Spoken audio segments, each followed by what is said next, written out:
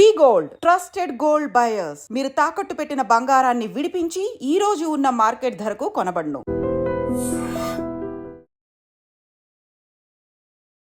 Hi hello నమస్తే, welcome back to iDream media. ఈరోజు మనతో ఉన్నారు స్టాక్ మార్కెట్ టెక్నికల్ అనలిస్ట్ అయిన గురుప్రసాద్ గారు ఫ్రమ్ గురుప్రసాద్ అకాడమీ. సార్తో మాట్లాడదాం. Hi sir. Hi sir. Small cap 100 index ఏదైతే ఉందో రైట్ నో -200 చేంజ్ పాయింట్స్తో 15,000 దగ్గర ఉంది అది. ఓకే. సో ఈ ఇండెక్స్ పరిస్థితి ఏంటి అంటే ఇందులో ఉన్న స్టాక్స్ కానీ చూసుకున్నట్లయితే చాలా ప్రొడక్ట్ ఓరియంటెడ్ ఉన్నాయని చెప్పేసి కొంతమంది, అండ్ చాలా బూస్ట్ వచ్చే ఇది కదా, బట్ ఈ టైంలో చాలా డౌన్ఫాల్ అవుతుంది. ఈ డౌన్ఫాల్ పరిస్థితి ఏంటి అని చాలామంది అడుగుతున్నారు. అంటే టు బీ ఫ్రాంక్ మీ దగ్గర మాట్లాడాలి అంటే 83 కోట్లు సమ్ లెక్కలు చెప్తున్నారనమాట. ఇన్ని కోట్లు ఆవిరైపోయినాయి మార్కెట్లో. మరి ఈ టైంలో ట్రేడింగ్ అంటే ఏంటి పరిస్థితి, అందులో స్మాల్ క్యాప్ అనేది ఇంకా రిస్క్ కదా అని చెప్పేసి ఇట్లా ఇన్ని రకాల వార్తలు వస్తూ ఉన్నాయి. సో మీ అనాలిసిస్ ఏంటి దీని మీద?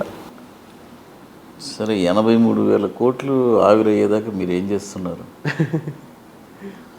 అదేదో సినిమాలో మన కోట శ్రీనివాసరావు గారు ఆహ్నా పెళ్ళంటలో కోడిని ఏలాడదీసి రుచి అంటే తినకుండానే ఒట్టెన్నో రుచి చూస్తున్నాడు. అలా ఉంది మన పరిస్థితి. ఇన్వెస్టర్స్ ప్రాఫిట్ తీయకుండా, ప్రాఫిట్ తీసిన వాళ్ళకి ఏ బాధ లేదు. నేను ఎప్పుడు రెగ్యులర్గా చెప్తూనే ఉంటాను, మార్కెట్లో మీరు పెట్టిన పెట్టుబడికి రెండింతలైతే ఒక డబ్బు తీసేయండి అనేది నేను స్టార్టింగ్ నుంచి చెప్తూనే ఉన్నాను. అది ఫాలో అవ్వట్లేదు. అది అయితే ఈ పరిస్థితికి వచ్చేది కాదు. వచ్చినా కూడా మనకు బాధ లేదు, ఎందుకంటే మన క్యాపిటల్లే కదా. ఇప్పుడు మన వాళ్ళు ఏంటి, ఆ లాభం కూడా ఆవిరైపోయింది అని అంటే ఇంకా ఎక్కువ లాభం ఎదురు చూస్తున్నారు. మీరు అడిగినట్టు ఇప్పుడు నిఫ్టీ స్మాల్ క్యాప్ కదా మీరు అడిగింది. స్మాల్ క్యాప్ 100 దీని జర్నీ వచ్చి ఇది కూడా 2020 కోవిడ్ టైంలో స్టార్ట్ అయింది.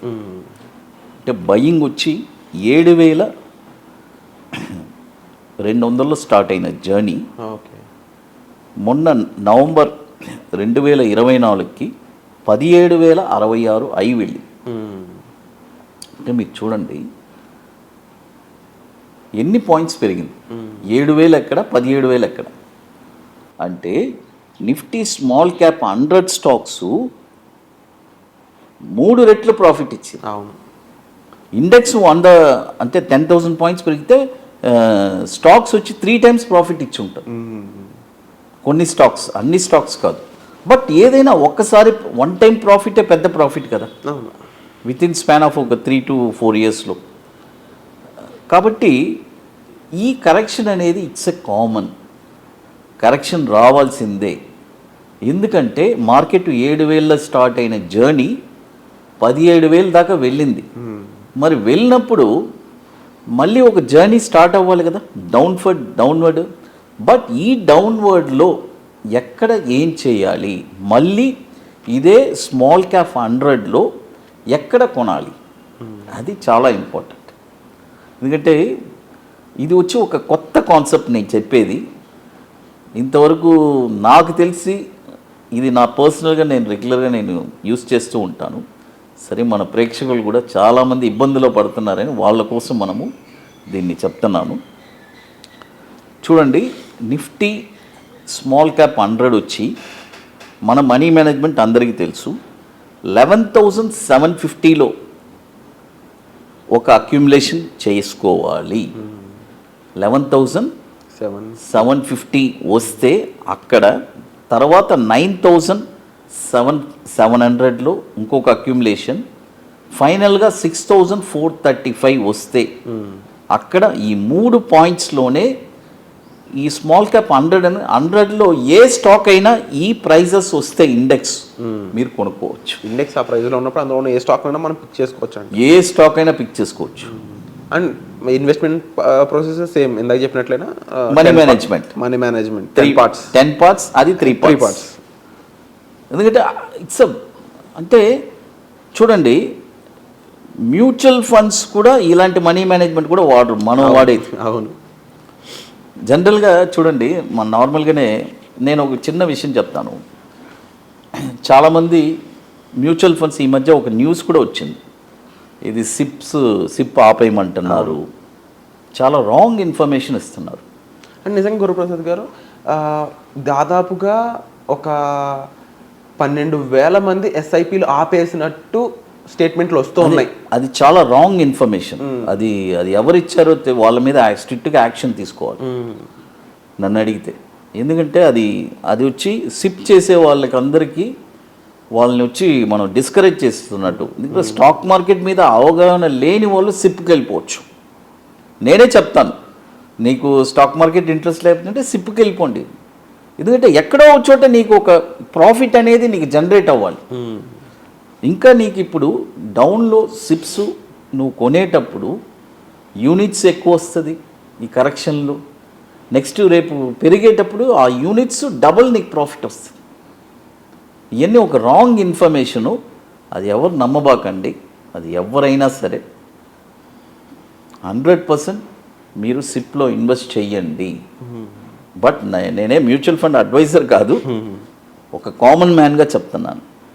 ఎందుకంటే నా 25 years ఎక్స్పీరియన్స్ చూస్తున్నాను. మార్కెట్ కింద పడింది కిందే ఉండదు, పైకి వస్తుంది. అండ్ డెఫినెట్లీ ఐ థింక్ చిన్న ఎగ్జాంపుల్ చెప్పాలంటే 10,000 20,000 అనుకునేది ఇప్పుడు 75,000 85,000 వరకు రీచ్ అయిన మార్కెట్ ఏదైతే ఉందో పడినా మళ్ళీ ఛాన్సెస్ అనేవి డెఫినెట్లీ ఉంటాయి. చూడండి, ఇప్పుడు నిన్న మన సెబీ చేయముందు 250 రూపీస్ ఒక సిప్ లాంచ్ చేశారు, తెలుసా మీకు? విన్నాను. Through SBI.